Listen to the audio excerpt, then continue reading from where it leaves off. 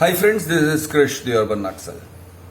Friends, you have heard of planned obsolescence. Planned obsolescence is you design a product, but not only you design the features of the product for its use, you also design the product so that it will become obsolete within a certain number of years. Could be 5 years, could be 10 years. So planned obsolescence is a way of planning the product cycle in a way that you can sell a new product to the same customer within a certain number of years, 3 years, 4 years, etc. So phones, for example, you are always coming out with new models. The old models become obsolete. Electronics, goods, computers, all these things, there is planned obsolescence. And it is mentioned very clearly that this product, you may theoretically think that a washing machine can work for 20 years. But if it needs spare parts, maybe within 5-7 years, if you ask for spare parts, those spare parts are not available. Therefore, you have no option but to junk that machine. So this is the economy of planned obsolescence. In the same way, there is an economy of planned obsolescence of human beings, where it is designed, it is not by default but by design, that you use up a human being, you wear him out, you tire him out, you use him up like a resource. See, when they say human resource, we used to think human resource is a figurative way of talking about people, about manpower. But it is not a figurative way. Resource, in the same way as you talk about a cattle being a resource, or a farm being a resource, or natural resources, iron ore, and so on. In the same way, you talk about human resource. Now, when you talk about human resource in a cold-blooded way, in a way that you are planning for its obsolescence, you talk about, earlier you used to use words like labor turnover. Okay. At some point they came to the point where they are saying, these people are no longer labor. So they are not protected under labor laws. They are not protected under industrial law. They are now without any protection because you have deemed them to be either executives or managerial staff. You give them some amount of imaginary decision making power and you say these are management cadre, therefore they are not staff. So therefore there are no protections for them under the law. You remove the protections. They are not workmen. So in this way you have removed the protection of workmen protection, the laws that protect workmen, and you have called them consultants, you may call them contractors, you may call them representatives. Appointment letters nowadays are very ambiguous. They fudge the space where you are. They will call you an employee in the sense that you will have to report to work at a particular time. So reporting time is quite strict. Relieving time is open-ended. They may say it is 9 to 5, but you know and they know that you are not going to leave at 5, you are not going to leave at 6, you will probably leave at 8 or 9, or for most of your days. They will say working days are Monday to Friday or Monday to Saturday. But you know you are going to be working all throughout the week. Because even if you go home and stay home at weekends, they will still make you work. Earlier the norm was once your office hours are over, you are not going to pick up the call from your boss or your colleagues or anyone unless it's an emergency, unless you are someone who works in that cadre. For example, you are maintaining an oil rig or an oil storage facility, and you have to be available 24/7 in case your boss calls and says there is a fire in tank number 5, you have to run. You are not You don't have the luxury of saying, no, sorry, it's 9 o'clock in the night. So that was earlier, it was an exception. Today, the boss, you have to make a presentation for tomorrow morning. We have scheduled a presentation tomorrow morning. But the boss, this guy says, sir, when did you schedule it? Oh, we scheduled it just now. Sir, it is after office hours and you are scheduling a presentation or you're scheduling a meeting or you're scheduling something or the other. Office hours have no more meaning to you. My home, my privacy has no more meaning to you. And that's actually exactly the fact. Now, if you talk like this, you'll probably get fired. You'll lose your job. So people don't talk like this. These are truths that need to be told. But nobody wants to be the bad guy who tells the truth to the boss. Telling the truth to authorities is a sure shot way of getting yourself in trouble with the authorities. Whether it is authorities of our country, whether it is authorities of our company, our employer. So this is the way things have been going. Increasingly, overtime is gone. Incentives for working on holidays, which used to be a right, is gone. There are no trade unions. Trade unions can't protect you, and if you are seen as a trade unionist or a person who joins a trade union, you will probably lose your job. Trade unions have been compromised. Trade union leaders have been compromised. So they are unwilling or unable to protect you. Labor strikes are a thing of the past. You have no further rights. Law does not protect you. This is the reality of employment today. Further to that, when you had a salary, that salary was something which could not be taken back. They could not claw back your salary. If the money has come into your account, it stays in your account. They did not make these calculations as CTC. Now, when they have made calculations like CTC, cost to company, an annual package, at first people did not realize it, but what now happens is, when they say CTC and all these things, it means that they get the freedom to juggle around with figures. For example, they will say there is an incentive. Then they say they are withholding the incentive. They will give you incentive every quarter or every 6 months or after the annual results of the company are declared.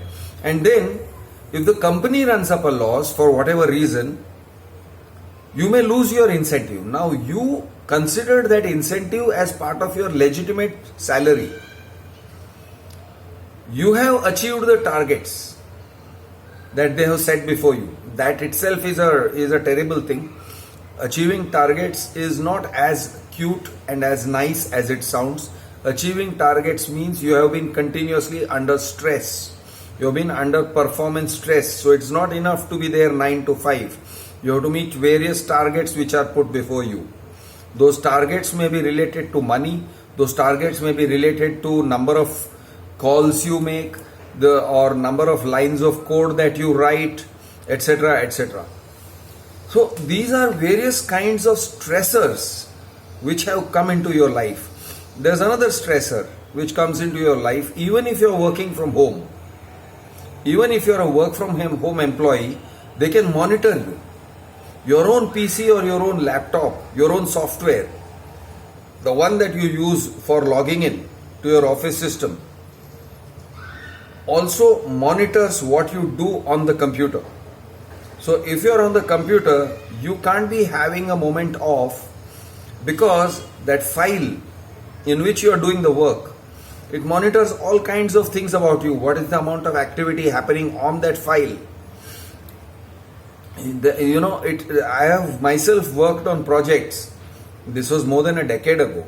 I remember working on a project where there was a software called Seclor. I think it's still there. Now, it watches you. If you try to copy anything in any way, including screenshotting, it is going to jam the whole thing. So you can't screenshot, you can't take copies, you can't do anything. These are some of the things. Fine. I mean, you may say this enables people to work from home because the company can keep tabs on the employee. Fair enough.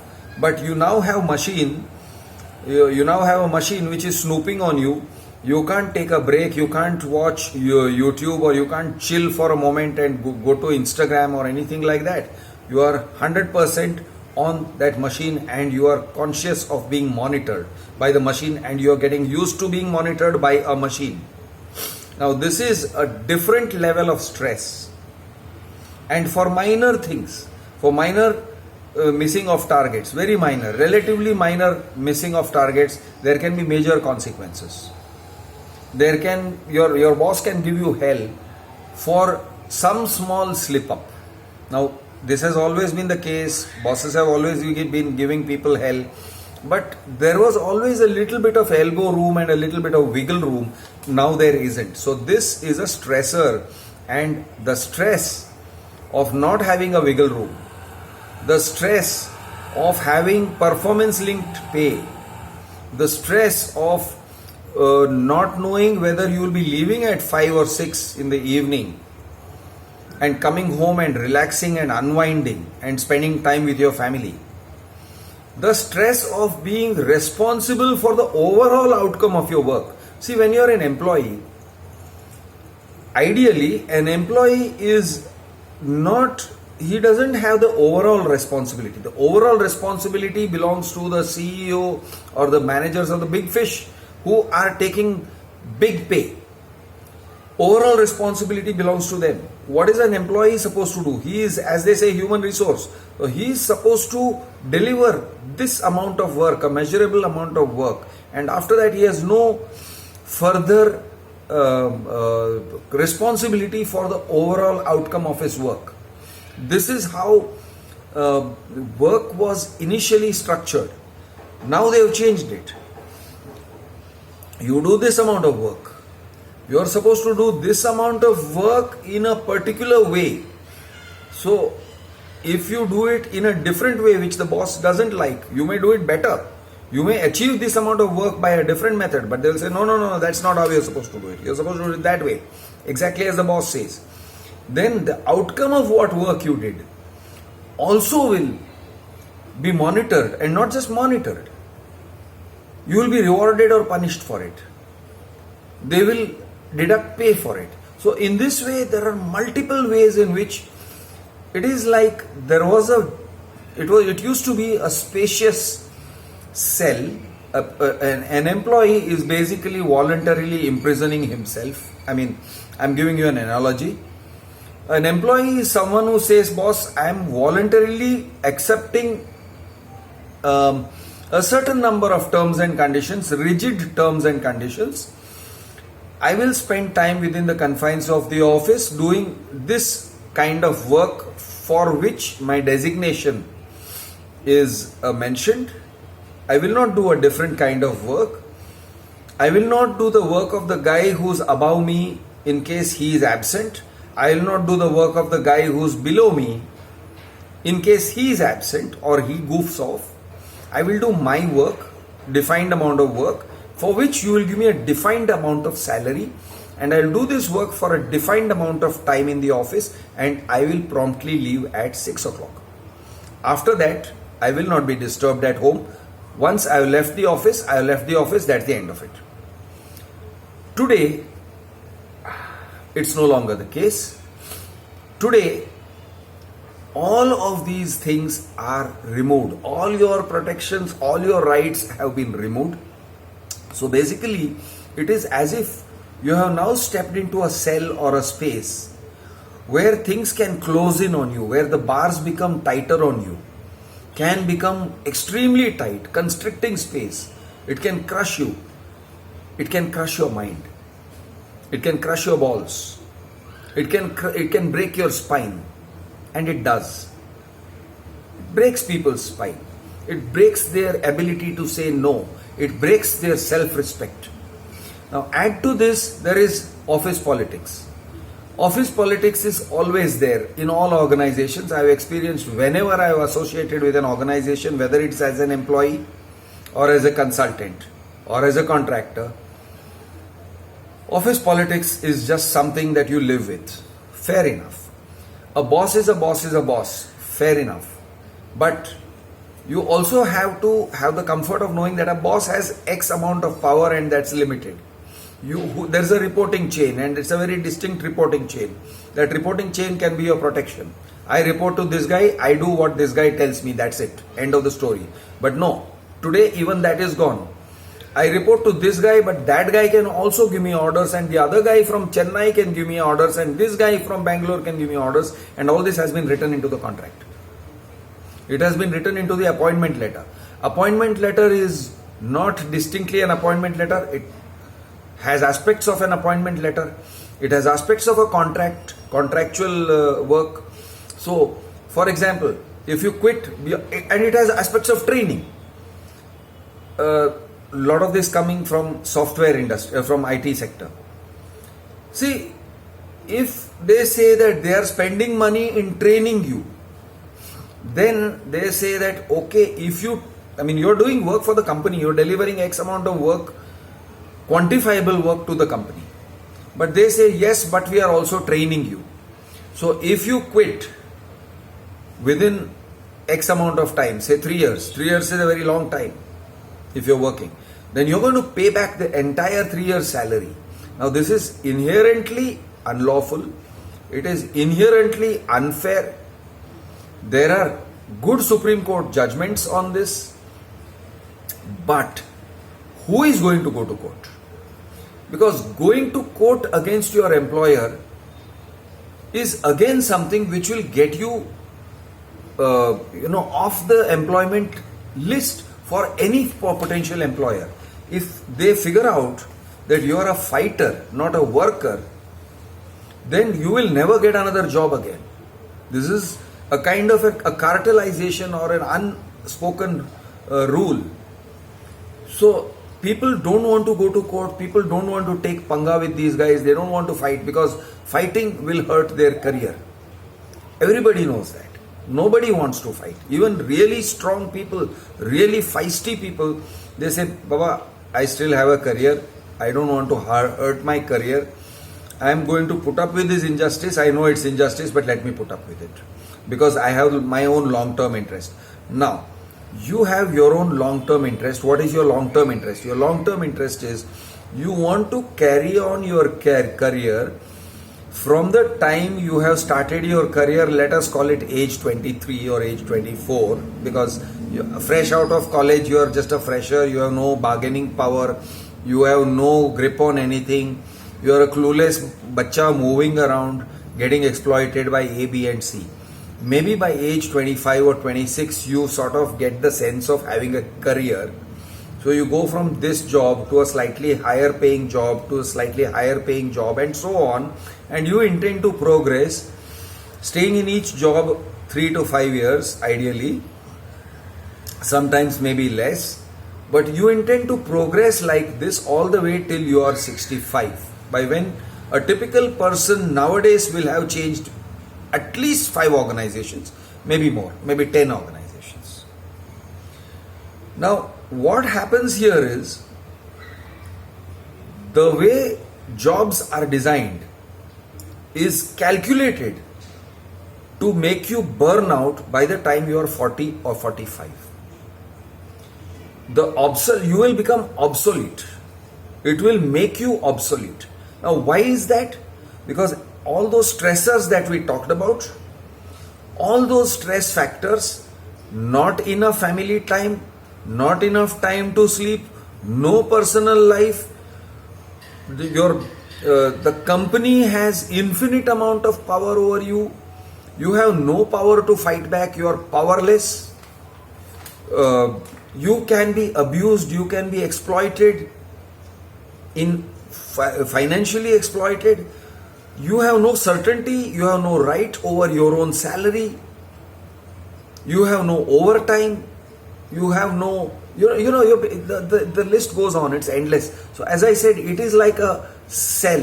It is like being inside a prison which slowly constricts on you and crushes you. The prison bars crush you. They crush your mind.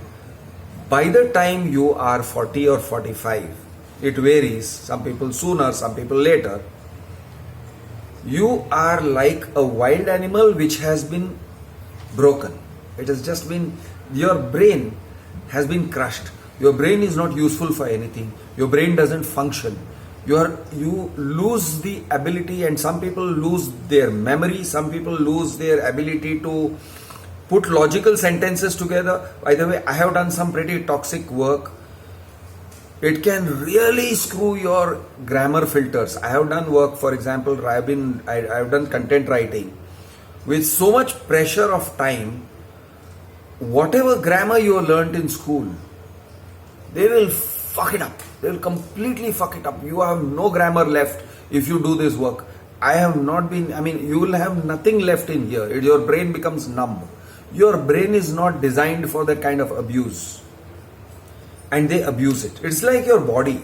Your body is not designed for a certain amount of abuse. Now here, the body, if they were whipping you and they were making you do work which injured your joints or hurt your spine or hurt your nerves, or no blood supply to your fingers, and so they had to cut off your fingers and all. These are visible.